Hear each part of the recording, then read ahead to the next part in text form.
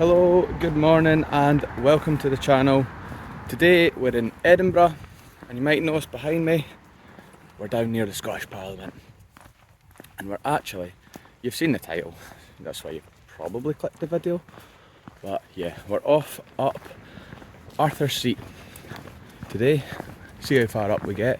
Hopefully we can make it to the top and we're going to bring you guys along for the journey. It is very early in the morning, the sun's not even up yet, but it is about to come up. So hopefully we can get some nice views and some good shots to show you. Join us though, and let's go.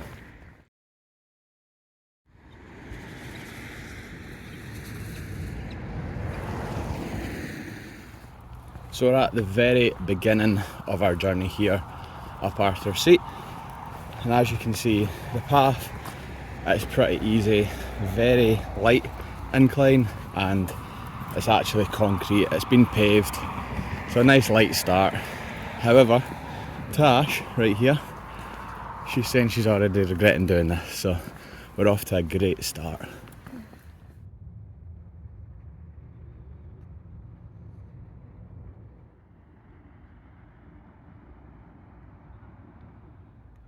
So the first sort of checkpoint part we've got to is this, and it shows you go left to Arthur's Seat, so let's make our way along. I say as if that's going to be a light breeze. I've not done any walking since, well, proper walking since like October, Halloween time when we were in Aviemore, so this could be a bit of a mission, but it's a new year, it's a fresh start, and we're going to get fit. We're really not, but this is a good start to the day. Another thing worth pointing out to you guys, I don't know if you noticed, but at the bottom of that little signpost for Arthur's Seat, there is a map and it shows you the full volcano. Arthur's Seat is actually Arthur's Seat's actually a volcano. It's not, volcano. Yeah, as Tasha's saying, it's not an active volcano, but it shows you the full volcano. In fact, it shows you it's not extinct. The proper terminology is dormant. It is a dormant. See, you learn something new every day. It's a dormant volcano, as Mrs. Factual Historian here has just let us know. It's a dormant volcano. But yeah, back to the point. You get a map, shows you all the little landmarks round about, and tells you you're on the right path. It's a little bit muddier though, and I'm very glad I've got some walking shoes on for this, because it looks pretty slippy, especially on a January morning. Well, let's continue our way up the volcano.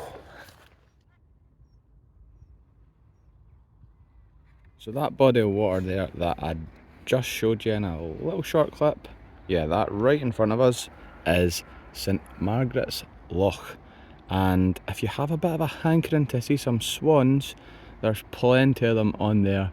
And another thing maybe worth knowing, bit of a pointless fact, but it's a man-made loch, so it's definitely worth taking a little swing by it. It's quite peaceful, especially early in the morning.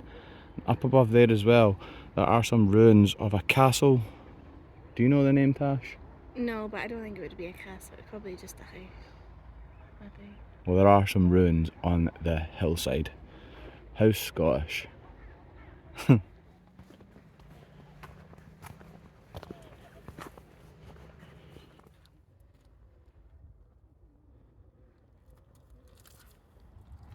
There's some cracking views from here already, but another thing I'm going to point out as well is just look how muddy it is. Very, very muddy. Don't know what we expected in January, but because we're near the bottom of the hill, I think what's happened is all the water has ran down the way. It's left it very slippy underfoot. But definitely make sure you've got appropriate footwear. 100% necessary. Walking shoes are a must.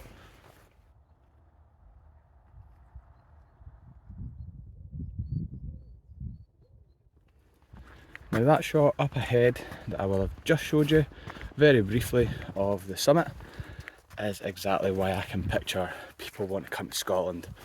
that just is beautiful, really, really nice. And the mist around the top of the hill, wow, can definitely understand, oh, I'm out of breath, can definitely understand why a lot of tourists come to Scotland, because I can only imagine that is the type of sights that they're picturing when they come here. The next thing I'm going to point out on the hike up Arthur's Seat is these steps. It might look convenient, nice little trail up, plenty of steps, but these steps are about knee height, so it's actually easier, I'm finding anyway, to stick to this path because the steps are very, very steep. A little bit easier just walking on the path. There's a few people already up the top and they're already making their way down, so they must have got up very early. But let's continue. I am very out of breath. I've worn my parka today and I'm sweating. It's quite cold, but I'm definitely working up a sweat, that's for sure.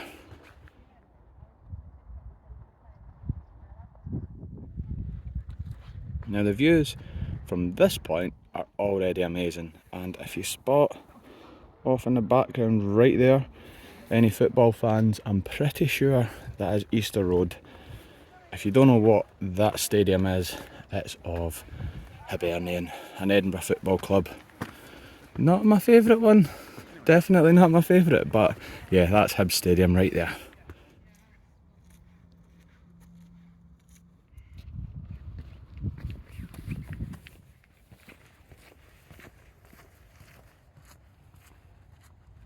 So we've made it a wee bit further up the hill and the views are even better. That fog is very, very eerie though, and if I turn you around I'll show you just to the top.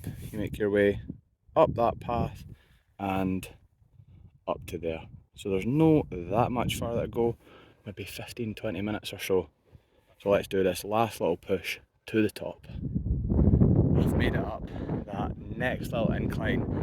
It was so steep, I'm out of breath. But as you can see around me, it's a complete whiteout. The fog up here is so thick. I'll turn you around and show you what I can see in front of me.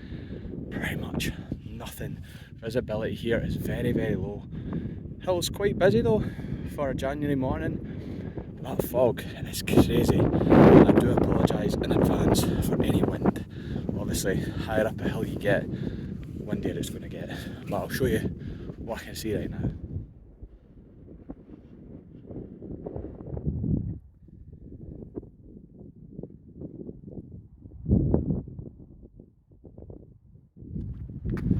Last little push, guys. Nearly at the top, and there's a sort of man-made looking path, cobbled pathway up to the top, and there's a little handrail as well, probably in case it's quite slippy, but we're very nearly there. Not much of a view at the moment. You can maybe see the fog blown by, very thick, but very beautiful, very, as I usually say on these walks, fantasy-like. It's like Lord of the Rings, Narnia type of vibe. Stunning. A great way to start the day. And there we have it, guys. We have officially made it to the top of Arthur's Seat. Here's the stone marking the very summit, and the view, I can't say much about the view. It is very, very foggy, but officially made it.